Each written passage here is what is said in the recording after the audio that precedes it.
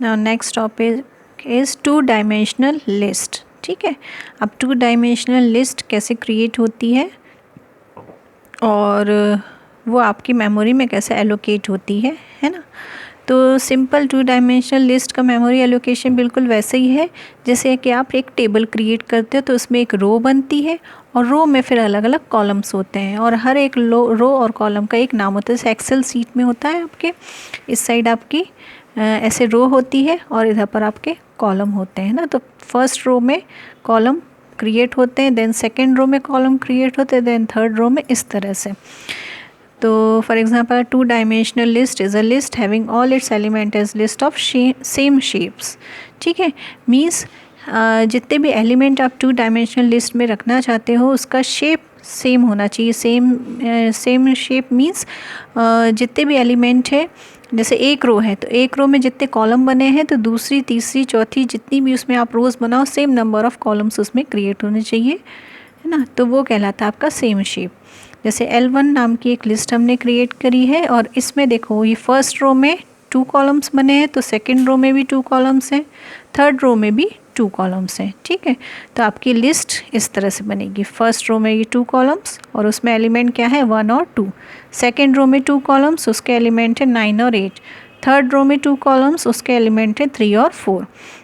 Memory में किस तरह से होगा, तो ये आपकी फर्स्ट रो बन जाएगी दैट इज़ 0 रो और 0 रो का फर्स्ट कॉलम 0 इंडेक्स में होगा, है ना। ये 0 0 की पोजीशन होगी और 0 ही रो में सेकंड कॉलम ये 1 इंडेक्स में होगा तो इसकी पोजीशन 0 1 होगी।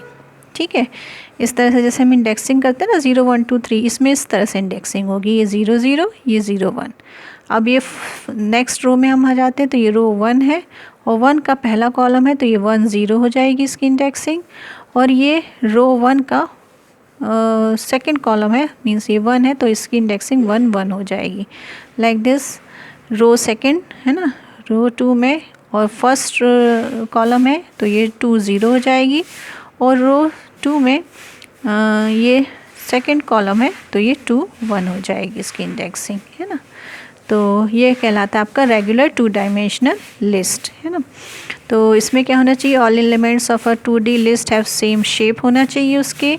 The length of a 2D list tells about length number of rows, है ना। जो लेंथ है, लेंथ क्या बताती है कि कितने नंबर ऑफ़ रोज़ है उसमें। The length of a single row, अब सिंगल रो की लेंथ क्या कहलाएगी, वो कहलाएंगे आपके नंबर ऑफ़ कॉलम्स। मीन्स इसकी लेंथ अगर हम पूछे तो लेंथ कितनी है 0 1 2 मीन्स 3 लेंथ है, नंबर ऑफ़ रोज़ काउंट करके बताएंगे। और एक रो में कितने कॉलम, एक रो की लेंथ क्या है तो वो हम कितने नंबर ऑफ़ कॉलम से वो काउंट करके बताएंगे, है ना। तो लेंथ ऑफ सिंगल रो वो कहलाता है आपका नंबर ऑफ़ कॉलम्स। ठीक है, इसी तरह से अब तो हमने रेगुलर की बात करी, नेक्स्ट हम आ जाते हैं रेज्ड लिस्ट। अब रेज्ड लिस्ट में क्या होता है, list that has list with different shapes, means ऐसी लिस्ट हम क्रिएट कर रहे हैं जो डिफरेंट शेप्स की है ना। मीन्स फॉर एग्जांपल दिस, है ना। तो ये देखो रो 1 में नंबर ऑफ़ कॉलम्स आपके 3 हैं और रो 2 में नंबर ऑफ़ कॉलम्स आपके 2 हैं। तो देखो ये सेम लेंथ के नहीं है, सेम शेप के नहीं है, ये किसी और मतलब अलग नंबर ऑफ़ कॉलम से, ये अलग नंबर ऑफ़ कॉलम से। तो इस तरह की अगर लिस्ट बनती है तो उसको हम इर्रेगुलर लिस्ट को हम रेज्ड लिस्ट भी कहते हैं। ठीक है, अब creating a 2D list. 2D list, ये जो लिस्ट है इसको हम कैसे क्रिएट कर सकते हैं, तो इसका एक ये प्रोग्राम है वो हम देख लेते हैं। हमने एक लिस्ट बनाई, उसको एम्प्टी लिस्ट रखा। रो के लिए हम यूज़र से इनपुट करवाएंगे कितने नंबर ऑफ़ रोज़ चाहिए यूज़र को। नेक्स्ट हम यूज़र से इनपुट करवाएंगे कितने नंबर ऑफ़ कॉलम्स चाहिए यूज़र को। ठीक है, तो ये प्रोग्राम मैं आपको नेक्स्ट वीडियो में एक्सप्लेन करती हूँ।